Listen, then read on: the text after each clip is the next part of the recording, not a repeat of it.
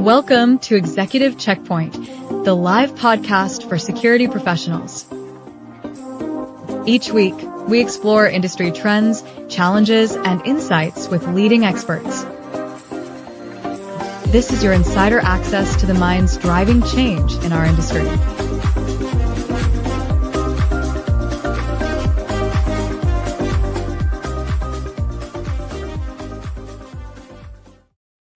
Welcome to Executive Checkpoint, where security professionals and business leaders come to sharpen their edge in a world that never stops demanding for more people to be responsible for keeping others safe.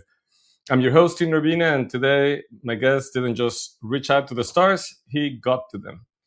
My guest today is an engineer, former NASA astronaut, mission specialist aboard Space Shuttle Discovery's mission STS-128 to the International Space Station. He's also the president and CEO of Tierra Luna Engineering and Tierra Luna Sellers.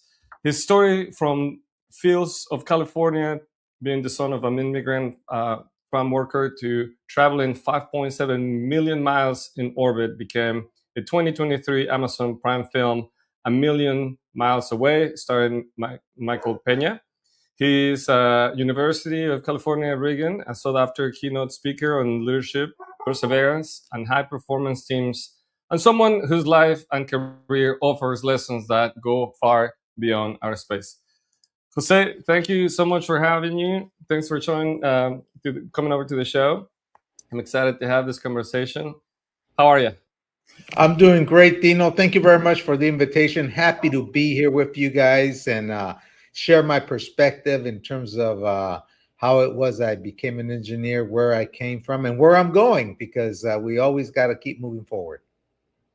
So, I mean, your story is a very public story, but I'm sure, despite that fact, there's a few folks that don't know the full story. So you are originally from an immigrant family.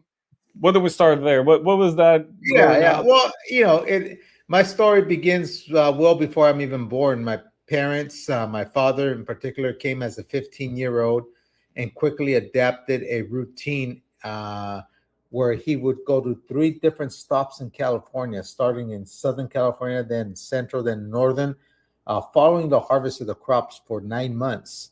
And then he would go back to Mexico. He started this at the young age of 15. Then he met my mom in his hometown in Mexico, married her, and brought her along this nomadic lifestyle. And of course, with marriage comes kids. There's 4 of us. I'm the youngest, and 2 of us were born here in the States because we were born during the harvest months. And 2 others were born in Mexico because they were born during the holidays, Christmas holidays. So that what month you were born in dictated what country you were going to be born in during that time. And it wasn't until a 2nd grade teacher in our last stop, Stockton, California, came to our house and convinced my parents that we needed to stay in one place, that we made Stockton, California, our home. Now, we still went to Mexico every year, so we kept that relationship and that the cultural aspect of our Mexican heritage well alive. And we but instead of going for 3 months, we would only go for 3 weeks, centered around Christmas, because that's what the teacher recommended, and my father followed those instructions, and that's how our education gained traction, Latino. And we started to learn the language, we started to be good students, and I think I was 10 when I saw the last Apollo mission live on TV. So imagine a 10-year-old holding on to a rabbit ear antenna to improve reception for dear life, and watching astronaut Gene Cernan walk on the moon. And then going outside, it was a cold December evening, going outside and seeing the moon almost full, coming back inside, hearing astronaut Cernan talk to Mission Control Houston. And that's when I told myself, de aquí soy yo. This is what I want to be. It was like a calling. And I promised myself I would do everything I wanted to do to become an astronaut. And that's what happened. Wow.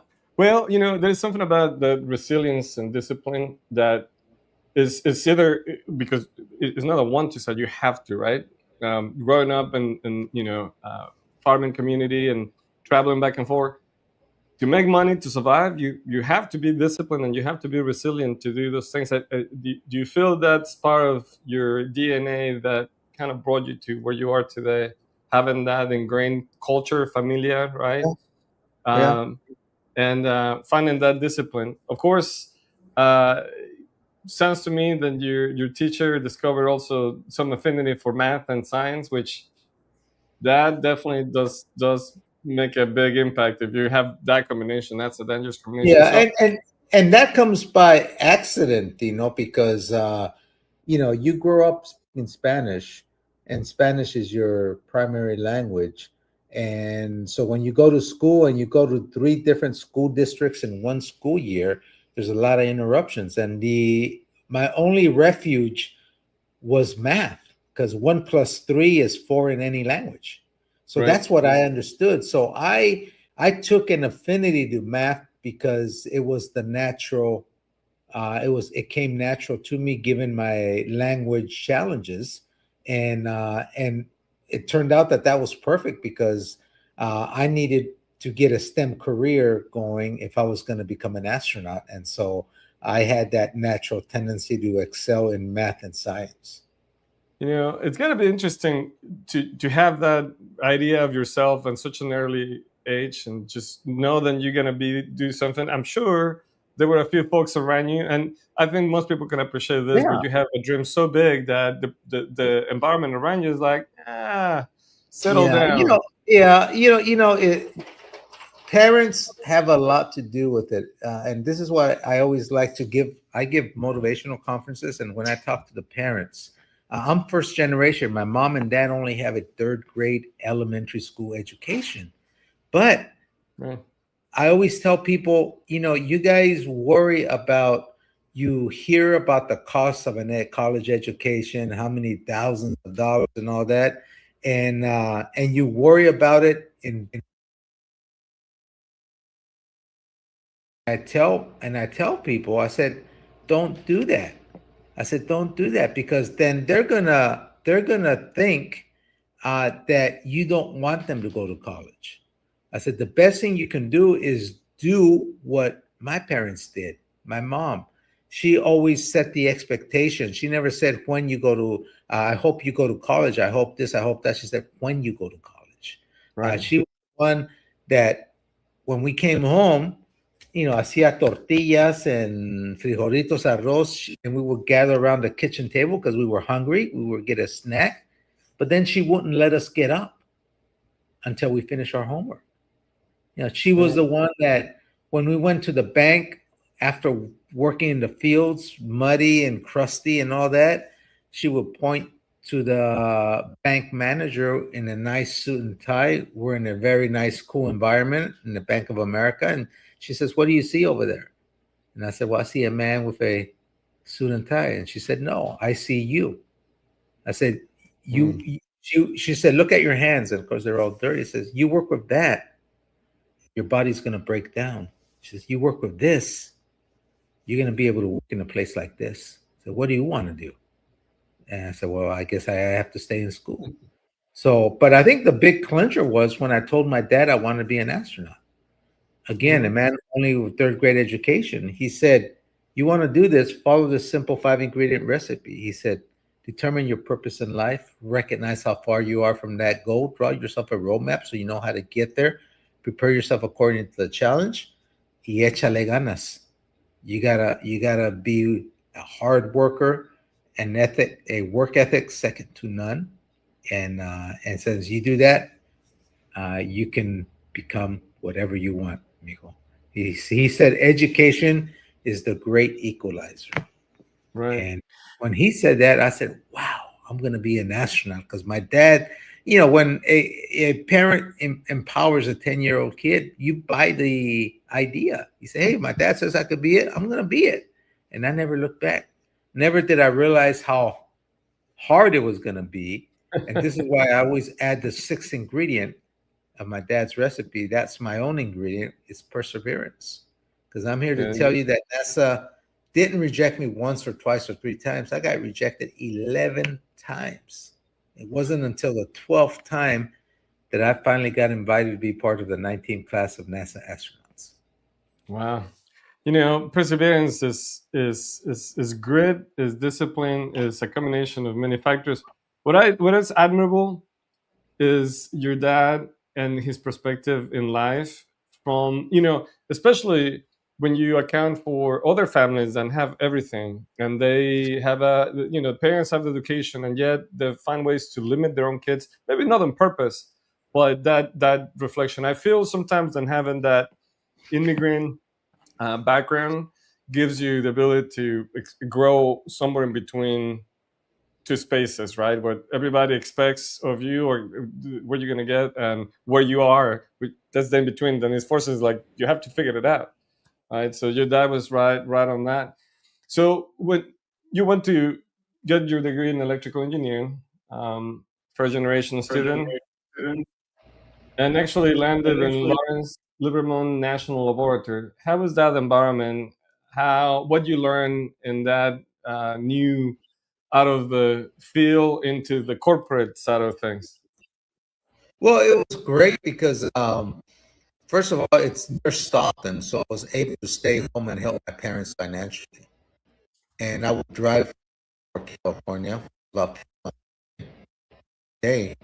And the lab, Lawrence Livermore National Lab, is a prestigious national lab dedicated to national defense. And for I became a choice of the projects, latched onto the one that was related to space.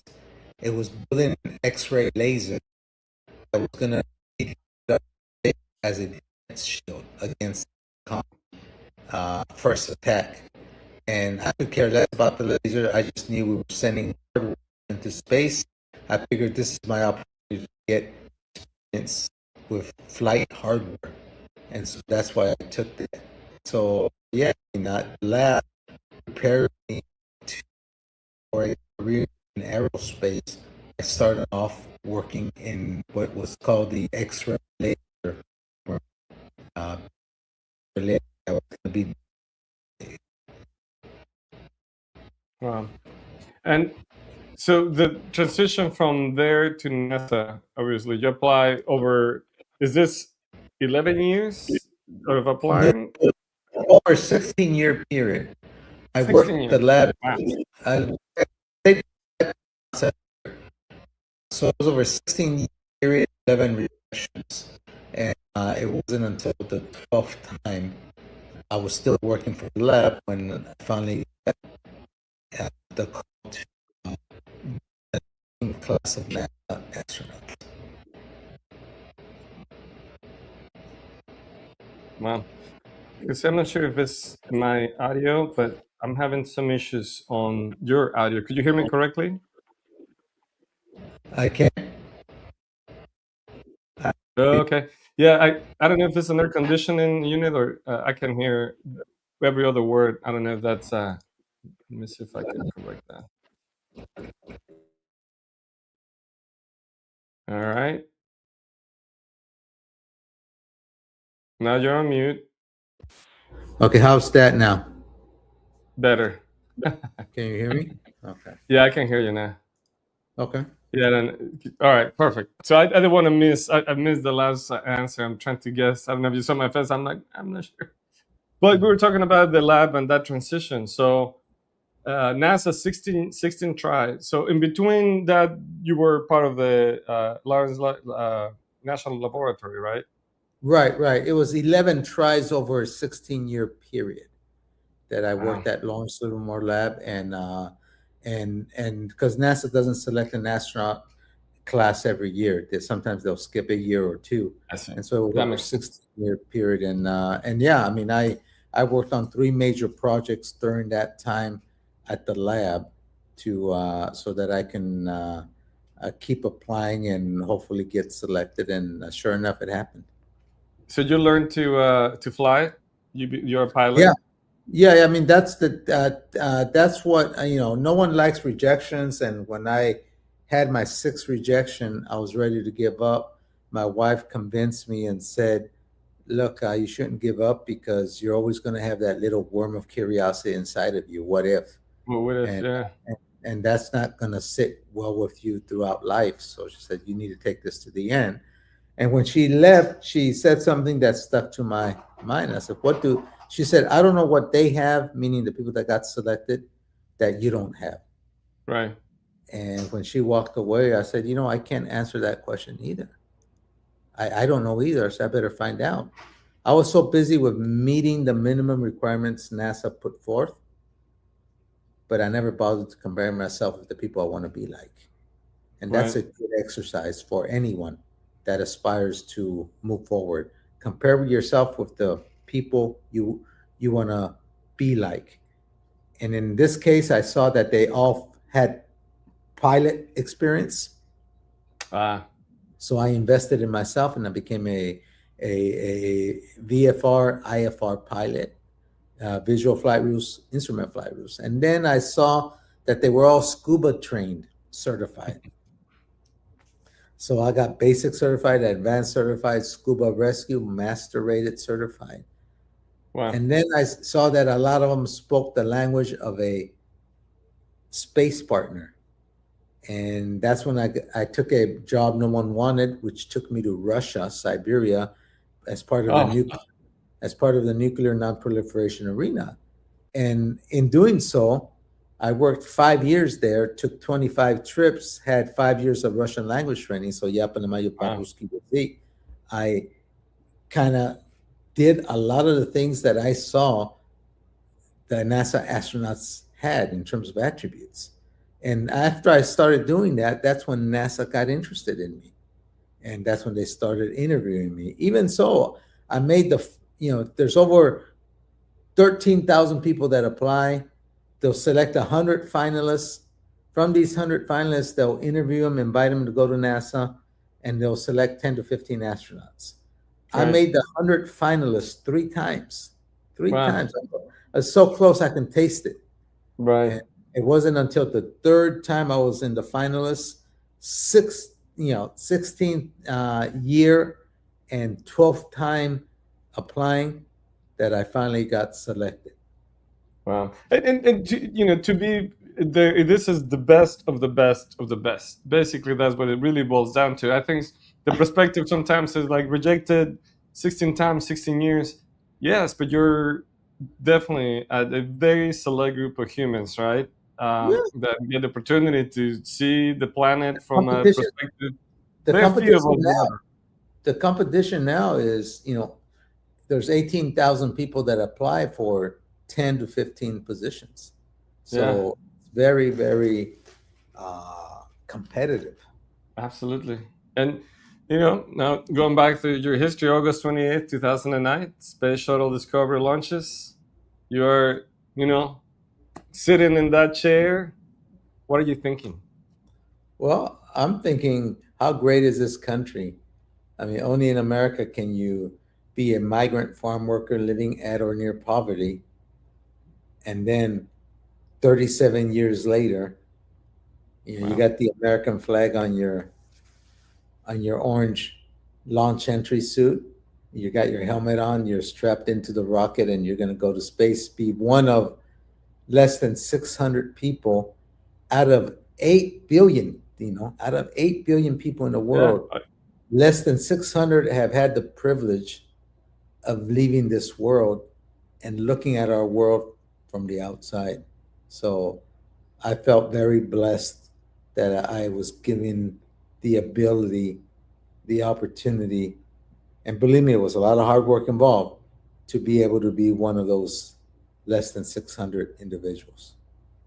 And It was now, it was a dream that took 37 years to come to fruition. Because totally worth it.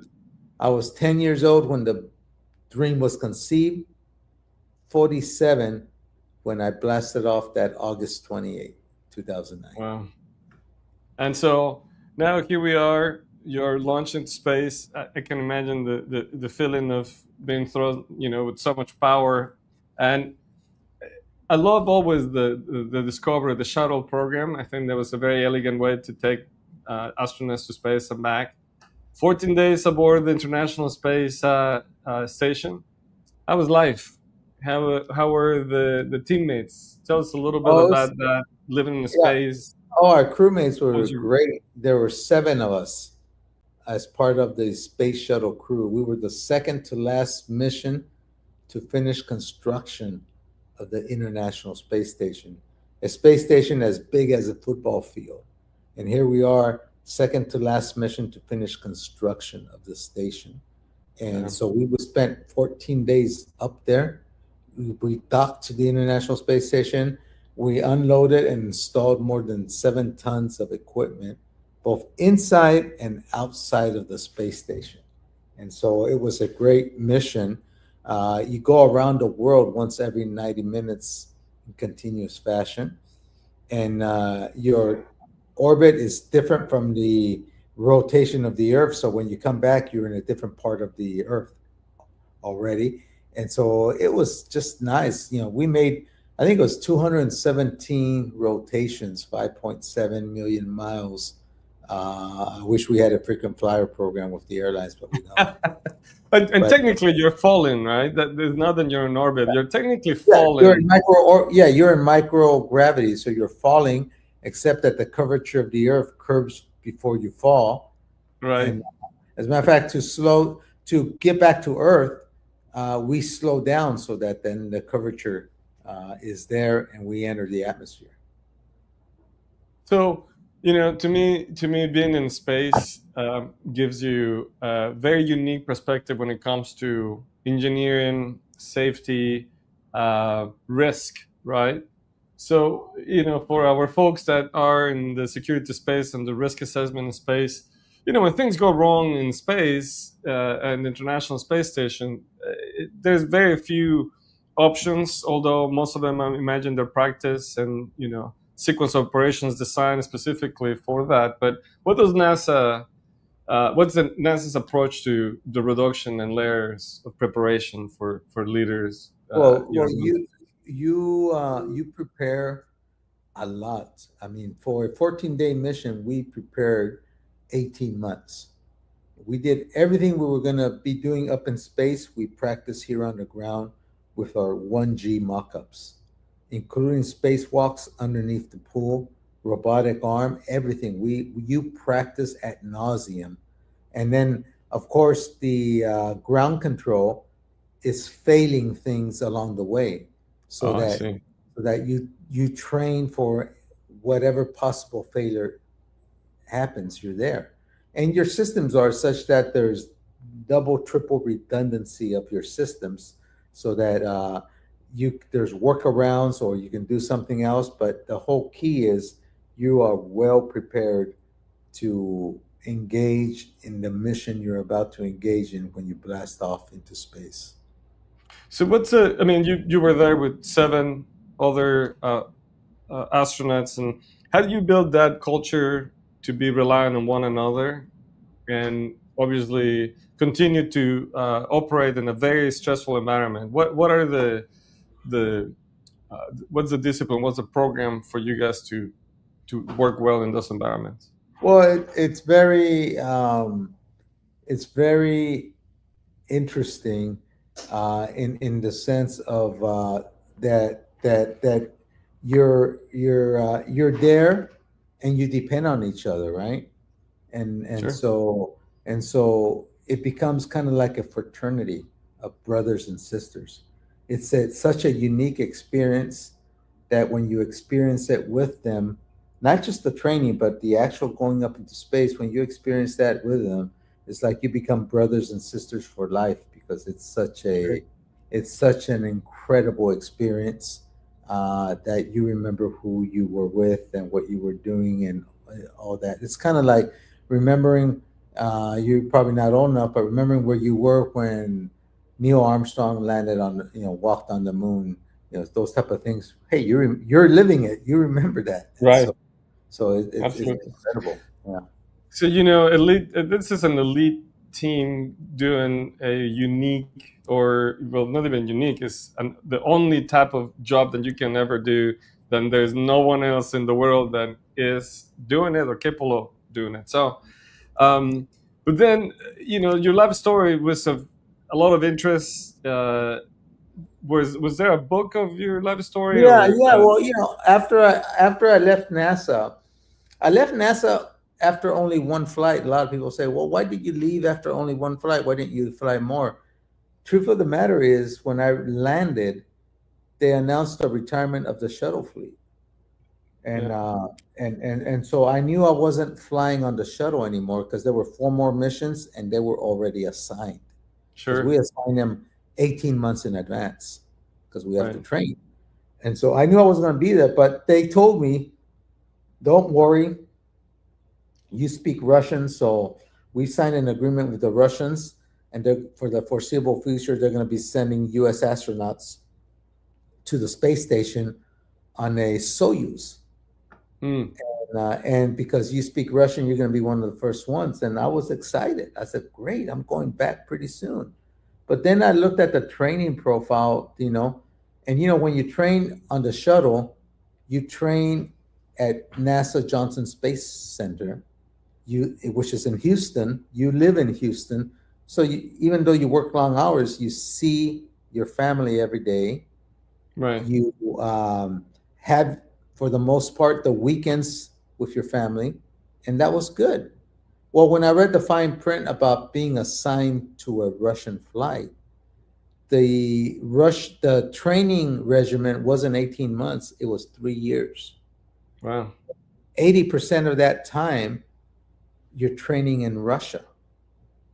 And it's not like you could take your family and take them over there for those 3 years. It's you go over there 18 weeks, you come back 2 weeks, go 12 weeks, you come back 1 week. So your family stays in Houston for those 3 years. And then you go on a 6-month flight to the station. And then after that, you go on the road, talking about what you did with all the PIs, principal investigators experiments throughout the country and the world. So it's a right, good 4 years where you're out of the house 85% of the time. And wow, I have 5 kids at that time. The oldest was 15, the youngest was 6 or 7. And it was one of the toughest decisions I ever made from my professional career. But the decision I made was to leave NASA so I can be at home with my kids and guide them through what I consider the most tumultuous time of their lives, the preteen, teenage years, so that I could make sure they would go to college and they would be, and those 5 kids, I have 2 boys, they're Eagle Scouts, love The, it, the oldest one has his PhD and 2 masters and a bachelor's. His PhD is from Purdue. I told wow, him, "Why Purdue?" He said, "Papi, I made a list of all the astronauts where they graduate from. Purdue has produced the most astronauts, including Neil Armstrong." wow, Wow, he did his homework. The youngest one, this past Sunday, just went to his graduation for mechanical engineering bachelor's. My 3 girls have graduated. They're in between the oldest and the youngest boys, and they graduate. So I think I made the right decision. I don't have any regrets. Do I miss it? Yeah, I miss it. Do I sure, get nostalgic when I see Artemis, those guys going to the moon? Yeah, because I said, "Man, that could have been me." But then I right. look at my 5 kids and I said, it's worth it. You know, Well, I will say, and I was going a different direction, but hey, first of all, congratulations. It's a very difficult decision because what it took to get there, and some people will be like, wow, to your point, it's like, wow, why would you? But the reality is that was short-term lived versus what you're sharing with us, which is the familias win. first. Yeah, totally. And that goes back to, I will say that is like you going back to Mexico every year, seeing family, the discipline to go back and be in school. All of those things are good representation for what your kids are doing today. And, congratulations. I will say also that the space industry is in a boom, so to speak, growing and expanding, a lot of investment. That's a new um, uh, opportunity for investors, right? There is a space. Companies now starting to boom, not just to reach out and put someone in the moon like Artemis is doing, but hey, you never know. SpaceX might need an expert like you that has the experience and has been there. Yeah, And we'll put it and out there in the universe. you just Maybe never know. I mean, Elon Musk through, is. through my company, Terra Luna Engineering, I mean, I'll give you an example. I have one of my engineers working on a payload. It's a data center that's going to Uh, orbit our planet. So we have hardware. We're designing software that's going to. So we still have our hands in the game. I may not be I going to like it. space right now, but we're still involved in the aerospace industry. Yeah, and from a security standpoint of view, very hard to to tag a data center in space. Exactly. Yeah, it's And the temperature reduction. is the ultimate safe repository for governments, banks, whoever wants ultra secure data. Absolutely. And because we're in low Earth orbit, there's no transient, there's no latency, so you have immediate access to and from the secure data. Wow. See, that definitely we'll definitely need to put the company info. I think that was a pretty good commercial right there. Well, speaking of commercials, so to speak, A Million Miles Away, great movie. Michael Pena did a great job, we think, but it doesn't matter Yeah, what we think. no, He's he you. did What do you think is like, hey, he did a great job. After I left NASA, I wrote 3 books. One of them was my biography, and okay, apparently Hollywood liked it, that they wanted to make a movie, and that's how A Million Miles Away was born. They asked me who I wanted to play me, and I immediately said Michael Pena, and he immediately accepted. But in all nice. fairness, I also asked, I told them that I wanted Salma Hayek to play my wife. We didn't get Salma, but the Rosa Salazar did an incredible job playing my wife. She's an incredible actress, so kudos to her. And yeah, so we have a movie. It's called A Million Miles Away. You can watch it tonight if you go home, turn on Prime Video, and Google and just look for A Million Miles Away. You'll see the movie. You can watch it. I think And it's still. You're right. It's available in Amazon, and I think even yeah, in it's been on Netflix there might for be. 3 years, which is amazing.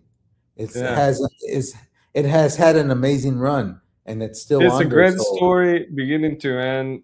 yeah, Highly recommend that everybody should watch it. I'm definitely with you, but it's gotta be, you know, a little bit of seeing yourself on the screen and put it. Obviously, you wrote the book, so you knew what you were getting into, putting your right. life out for people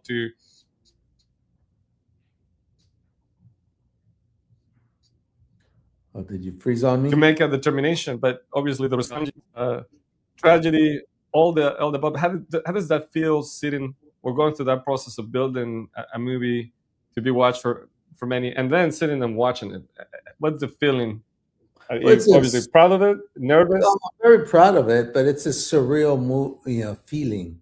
Is you always Sure. say, "Wow, I can't believe I can say I have a movie about my life story." And to me, it's very Yeah. surreal to be able. Not very many people have it. If you look, even astronauts, there's only 2 movies about astronauts, Yeah. and that's First Man, which is Neil Armstrong's movie, and mine. All the Right. other movies in space involve crews like Apollo 13, right? The Martian. These are all different stories. But if you look at, who has had a movie made about their life story as an astronaut, only 2 of us, Neil Armstrong and myself. And I said, wow, I'm in very special company here. Very good company. I think I tell you this, but I did have the opportunity to meet with Neil Armstrong. Let me see. That's him, Mr. Young Man. That's Yeah. him and I on. This is a few years ago. We did an event together, and so now I have the opportunity to have the both of you. Now, in this case, I'm glad that it's not just a movie because, like you said, and this is how we started the conversation early on before we started recording. But you find a way to reinvent yourself from a successful engineer and astronaut to a published author, right? And then, of course, public speaking. To me, that a thought leader and public speaker, it's a way to amplify the message, and I think it's such a key message that you're bringing to a new generation of folks that see challenges as obstacles instead of seeing them as preparation for greatness, which is the case that describes your life story. In that reinvention, aside from engineering and now talking about putting data centers in space, you also find your way to what I think is a different passion than, like you said earlier, brings you this full circle back to touching the earth and working in the field like you did when you were a kid. Tell us about Terra Luna, your wine production. I mean, I always wanted, when I was a kid, I picked grapes and I would see the farmer in his big white truck barking orders left and right. And I said, man, one day I want to be like that guy. Of course, I want to be an astronaut too. So after pursuing my dream of becoming an astronaut, I came back home to Stockton. And I had the opportunity to buy a vineyard, which I did. And so I like to tell people I still drive a tractor. I still pick grapes with my father. But the only difference is it's my tractor and it's my grapes. Now, I'll tell you about that white truck. I did buy that white truck, but I don't drive it. I gave it to my father porque he's the jefe. And so he drives. So he gets to bark the orders now. He gets to bark the orders because even though it's my vineyard, he's the one that has mentored me and taught me how to run a vineyard. And so the least I can do is, out of respect, is not me the truck, is give him the truck. So that's pretty neat. And then the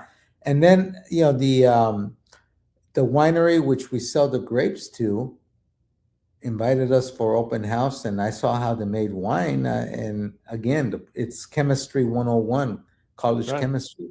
And I took a few courses at UC Davis, and then a few years later, I'm producing my own wine label. I have my own wine label under the Terra Luna Cellars label, and we have our wine, which we have it available here in the U.S. We want to export it different parts of the world, including Mexico, but right now we have it direct to consumer. What's a grape? What are you guys producing most? Well, we have my grapes are Sauvignon Blanc. It's a white wine, but then I also source Zinfandel. Lodi here in Stockton, Lodi grows the best Zinfandel grapes, and so I make a red Zinfandel. And then from Sonoma County, I get grapes, Tempranillo, Merlot, Syrah, and Petit Syrah, and I make my own red blend. And so so it's a great combination.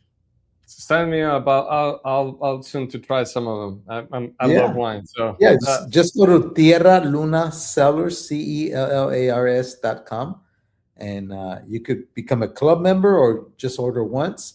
The books are there, by the way, too, so you can even order the books. I always tell people you should do the trifecta, and people tell me what's the wine.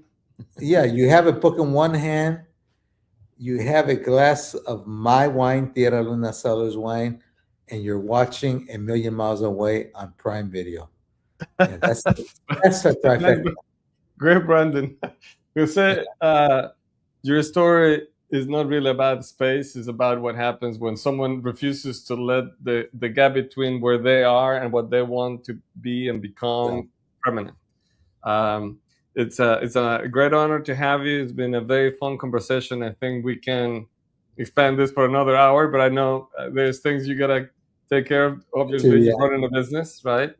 You mapped the distance. You prepared for the field. You got backup, and you made it. So here's my question. I think sort of to close the segment for a security professional or for a professional in general, the leaders, the people responsible.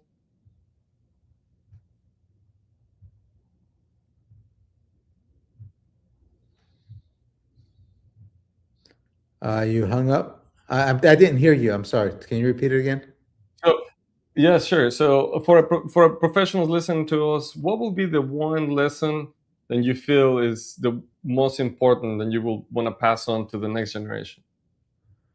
Well, I would say in from a security point of view is is follow President Reagan's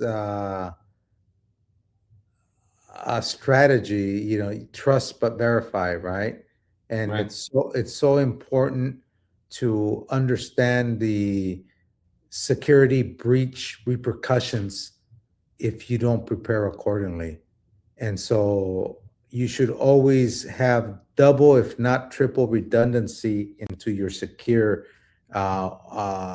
walls of security, that you don't have a mishap in terms of a breach that then the company is held hostage for the data, or they destroy your data, and or worse yet, sell it to the competition, kind of thing. Right. So I would say, you do your homework and don't take shortcuts, because shortcuts aren't going to get it. Absolutely. And we still have so much that we can talk about: leadership scale, future of aerospace, which we touched a little bit. Yeah. Tierra Luna's engineering, obviously. We can reach you via LinkedIn. We'll put the website so people can get in touch with you. What you say, and go ahead. Yeah. You can social media. Under Twitter X is Astro_Jose, and then LinkedIn, look for me, Jose M. Hernandez, and Instagram, Astronaut Jose Hernandez. But I think if you go to my website, either Tierra Luna Engineering or Tierra Luna Sellers, you'll be able to get a hold of me. You could ask about information about motivational talks, because I travel all over the world giving these talks, focusing on that 5-ingredient recipe, a 3-element strategy to reaching your goals. I leave folks very inspired, whether it's a elementary school, a junior high, high school, college, or a company or a conference. We motivate everybody, and I've never had a bad conference where people aren't very motivated. They leave very motivated, and they go off and do great things. Yeah, and it's such a no one can argue with you, Jose, for sure. You're living proof of everything that you speak of. So, Yeah. but again, thank you so much. It's been a pleasure. Thank To you. everyone watching and listening, thank you for joining us on Executive Checkpoint, and stay informed and stay protected. And we'll see you in the next checkpoint. All right.